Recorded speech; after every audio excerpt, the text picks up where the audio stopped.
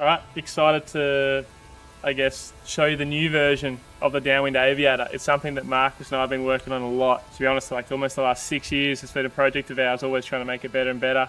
There's definitely been some new innovation that's, lended itself to, a few tweaks.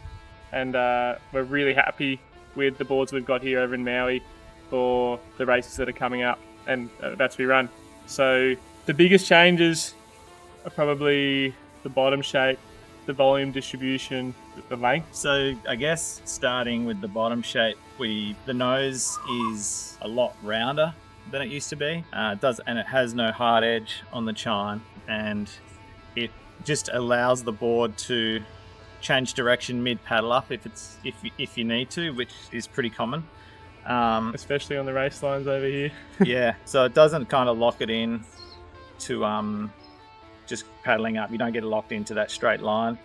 We've kept the kind of almost signature concave chine down through the middle, which we find kind of allows it to track enough, like without it being too squirmish. So we did a lot of prototypes with chines going right down the middle, quite hard edges, and as the boards have gotten longer and skinnier, they just went too straight, so we ditched that at the nose, and it's gone into more of a displacement round nose with kind of a flatter, but not flat. It's basically got a little bit of V in that flat middle section, and then with the concave chines through the middle.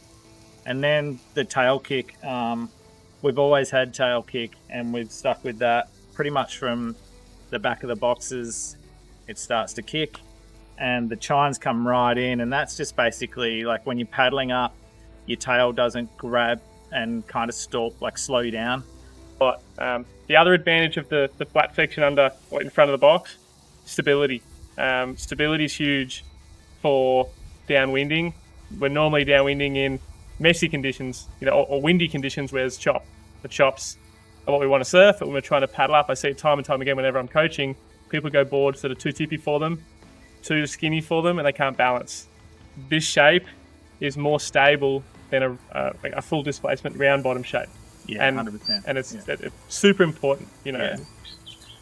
One thing that's worth mentioning is with the carbon rails, if you're new to paddling, it's definitely a good idea to rail tape it, because with the black rail and the carbon and then the resin over the top, like the scuff marks are going to look worse on this rail than they are on this rail, because this rail is they sort of did like this sort of rough paint job so that if you did scuff the rail, you wouldn't notice it. Whereas this black, which I think looks really nice, is going to show up your scuff marks. So rail tape is definitely a good idea if you're new to paddling and you're a bit of a rail hacker. If you're experienced, you probably don't need it at all. Yeah. So the other thing that's changed from last year's range is the volume and the distribution of the volume. So we've lowered the volume a bit. What we found is with the hard edges, especially on the old board, that it was almost too corky for some people. They were going too much volume, and too much volume is just as bad as too little volume.